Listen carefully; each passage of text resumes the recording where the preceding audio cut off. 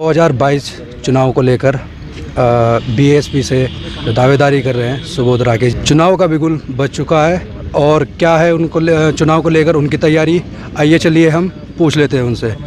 Sir, चुनाव को लेकर आपकी कैसे क्या तैयारियां हैं? देखिए, चुनाव को लेकर तो मेरी तैयारी हमेशा कंटिन्यू 5 साल से चलती आ रही है। 2017 में भगवानपुर विधानसभा से मैं चुनाव लड़ा था, बहुत नज़दीकी वोटों से चुनाव हार गया।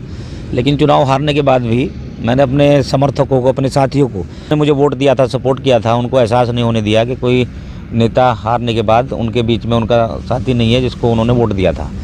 हर व्यवस्था के साथ, सुख दुख में क्षेत्र के लोगों के साथ हर जगह मैं शामिल रहा हूँ। और निश्चित रूप से तैयारियाँ तो आप लोग देख रहे हैं, आप मीडिया से संबंधित मेरे साथी हैं, क्षेत्र में भी घूम रहे हैं, क्षेत्र में भी आप लोग देख रहे हैं कि क्या स्थिति है। 7 साल से यहाँ पर वर्तमान विधायक हैं, लेकिन विकास के नाम पर ये क्षेत्र पूरी तरह बर्बाद उनके माध्यम से हो गया है। आप सिकरोटा से लेकर मानकपुर तक देखिए, पुआना से लेकर मंडावर तक देखिए, जितने भी गांव हमारे बीच में पड़ते हैं, विधानसभा में पड़ते हैं, कहीं पर भी विकास नाम की कोई चीज़ नहीं है। पूरी तरह से इस क्षेत्र को बर्बादी की कगार पर लाके खड़ा कर दिया है। और सबसे बड़े दुख का विषय यह है कि कांग्रेस पार्टी की विधायक हैं और कांग्रेस पार्टी के वोटर कहे जाते हैं मुस्लिम समाज के लोग। प्रत्येक गांव में जाकर आप देखिए, छोटा गांव हो या बड़ा गांव हो, किसी भी बस्ती में इस क्षेत्र की सम्मानित विधायक का बोर्ड आपको नहीं मिलेगा। ये आज तक के इतिहास में, राजनीति के इतिहास में, जहाँ तक मैं समझता हूँ, ये पहला उदाहरण आपको यहाँ पर भगवानपुर विधानसभा में मिलेगा कि जिस तबके ने, जिस समाज ने तुम्हें नेता बनाया है, तुम्हें विधायक बनाया है, उसी समाज को तुमने दरकिनार करते हुए, पूरी तरह से इग्नोर करते हुए उनके विकास की आगे बढ़ने वाले सिस्टम को पूरी तरह बाधित कर दिया है। ऐसी व्यवस्था के साथ आज ये भगवानपुर विधानसभा जूझ रहा है। और आप लोग देख रहे हैं कि चारों तरफ जब से व्यवस्था ये हमारी बनी है, बहुजन समाज पार्टी में सुबोध राकेश का नाम जुड़ा है, तो पूरे क्षेत्र में एक खुशी की लहर है। सर्व समाज के लोग आज एक उत्साह के साथ खड़े हो गए हैं। हिंदू, मुस्लिम, सिख, ईसाई में एक पूरी तरह से एक जोश भर गया है और वो चाहते हैं कि अब की बार यहाँ पर परिवर्तन हो और यहाँ एक मजबूत नेता विधायक के रूप में उनके सामने हो। सर, अब पिछली बार जो लड़े थे वो बीजेपी से लड़े थे और काफ़ी करीबी वोट से हार गए थे, तो इस बार आपने बीजेपी से ना लड़के बसपा को आप अपना दामन थामा आपने, ऐसा क्यों?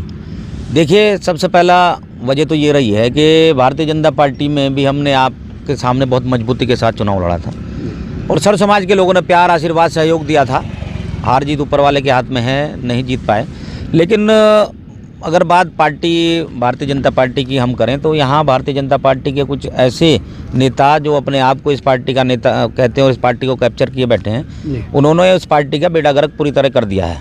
पार्टी के साथ गद्दारी करते हैं और पार्टी के नाम से मलाई चाटने का काम करते हैं। और दुर्भाग्य की बात यह है कि इस पार्टी में यहाँ बड़े बड़े जो नेता बैठे हैं, उनके संज्ञान में बात जाने के बाद ऐसे नेताओं पर कोई कार्रवाई नहीं होती है। और निश्चित रूप से इस क्षेत्र के सर्व समाज के लोग चाहते थे कि अब की बार सुबोध राकेश ऐसी पार्टी से आए मैदान में जिससे कि किसी को वोट देने में समस्या ना हो, सर्व समाज खड़ा हो, एक साथ खड़ा होकर सहयोग करे, आशीर्वाद दे। इसलिए हमने सर्व समाज की पार्टी को सर्वजन हिताय सर्वजन सुखाय का नारा देने वाली मान्यवर हमारी राष्ट्रीय अध्यक्षा बहन कुमारी मायावती जी के आशीर्वाद से बहुजन समाज पार्टी में हमने ज्वाइन किया और उनका आशीर्वाद हमें मिला। आज हमें देखने को मिल रहा है कि मेरा समाज में तो पूरी तरह एक खुशी का माहौल है। मेरा समाज तो पूरी तरह से जोश के साथ भर गया है। उसके साथ साथ सर्व समाज के लोग और विशेषतः कांग्रेस पार्टी के वोटर कहे जाने वाले मुस्लिम समाज के लोगों में ज़बरदस्त उत्साह देखने को मिल रहा है। बहुत प्यार, आशीर्वाद मिल रहा है। बड़े बड़े कार्यक्रम उनके माध्यम से किए जा रहे हैं और ऐसा लग रहा है कि आने वाले चुनाव में एक तरफा यहाँ पर सुबोध राकेश का और बहुजन समाज पार्टी का चुनाव होने जा रहा है। कहीं ना कहीं हमें देखने को मिल रहा है कि जनता जो है वो आपका विरोध कर रही है और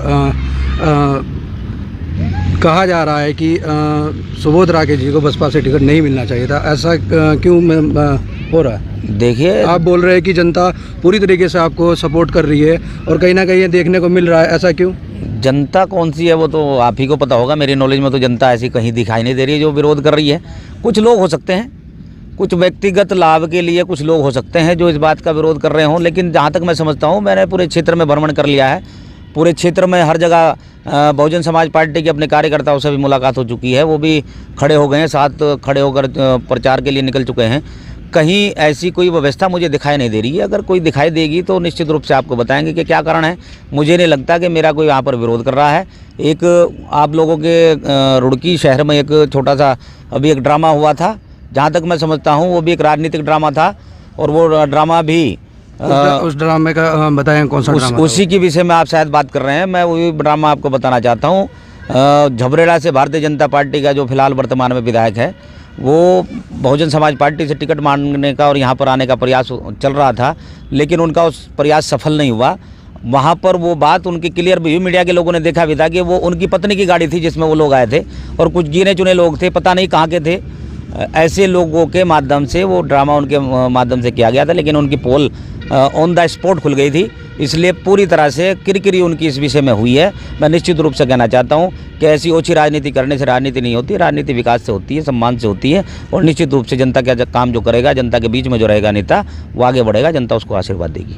2 बार की विधायक रही ममता राकेश जी, जो रिश्ते में आपकी भाभी भी लगती हैं, तो क्या इस बार आप उनके हाथ से सीट निकाल पाएंगे, ले पाएंगे और खुद को अपने आप को विजय दिखा पाएंगे? देखिए, हार और जीत तो ऊपर वाले के हाथ में है, लेकिन जो माहौल अब की बार भगवानपुर विधानसभा में बना है, सौर समाज में एक उत्साह का माहौल है। मुझे ऐसा लग रहा है कि बहुत बड़ी जीत के साथ हम आगे विधानसभा में अब की बार पहुंचने वाले हैं। सौर समाज के लोगों में एक जागृति हो गई है। सौर समाज जो पूरे 7 साल में त्रस्त हो गया था, काम के नाम पर, ये विकास के नाम पर ये क्षेत्र पूरी तरह से बर्बादी की कगार पर पहुंच गया था। आज वो लोग उत्साह में इसलिए हैं कि उनको दिख रहा है कि आज अगर परिवर्तन यहाँ पर वो करते हैं तो आने वाले समय में इस क्षेत्र में विकास भी होगा, काम भी होगा, सम्मान भी होगा। इस क्षेत्र माननीय मंत्री स्वर्गीय सुरेंद्र राकेश जी की तरह, जैसे उनके समय में विकास के माध्यम से आगे बढ़ रहा था, उसी प्रकार से आगे बढ़ेगा।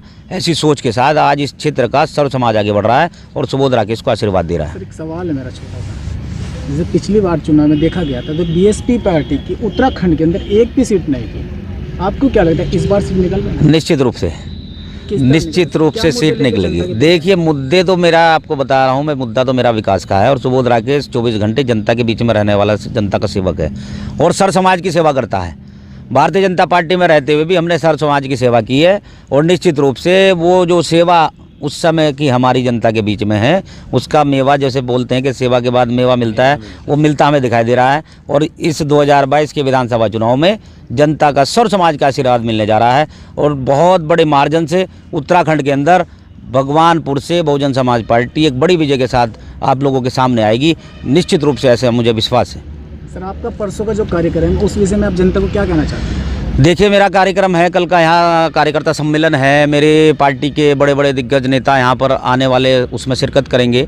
मैं अपने क्षेत्र के सम्मानित बहुजन समाज पार्टी के कार्यकर्ताओं के साथ अपने उन तमाम साथियों से आग्रह करना चाहता हूँ जो सुबोध राकेश को प्यार करते हैं और सुबोध राकेश को यहाँ पर विधायक बना देखना चाहते हैं। ऐसे तमाम लोगों से मेरा आग्रह है कि वो 30 तारीख को 10 बजे बीडी इंटर कॉलेज के मैदान में हमारा कार्यक्रम आयोजित होने जा रहा है। सभी से मेरा आग्रह है कि सब लोग उपस्थित हों, अपना आशीर्वाद सुबोध राकेश को देने के लिए। आप लोगों का कीमती समय निश्चित रूप से मुझे मिलेगा, ऐसा मुझे विश्वास है। और इस वादे के साथ जैसे कि हम जनता के बीच में जा रहे हैं, अपने समस्त सम्मानित जनता से हम यही वादे कर रहे हैं, और कि आने वाले समय में अगर उनका आशीर्वाद मिलता है, हम विधायक बनते हैं, तो उनके प्रति कार्य करेंगे, उनका सम्मान करेंगे। स्वर्गीय सुरेंद्र राकेश जी की तरह विकास की गंगा भगवानपुर विधानसभा में बहेगी, ये वादा हमारा सम्मानित जनता से है। यही आग्रह हम अपनी जनता से कर रहे हैं कि 30 तारीख में वो आकर अपना आशीर्वाद दें। तो ये थे हमारे साथ राकेश जी, जो इस बार बीएसपी से लड़ेंगे और जनता से वादा कर रहे हैं कि वो विकास कार्य करके दिखाएंगे। मेरे साथ बने रहिए। मैं हूँ वसीम मलिक, कैमरामैन शाम सुंदर के साथ।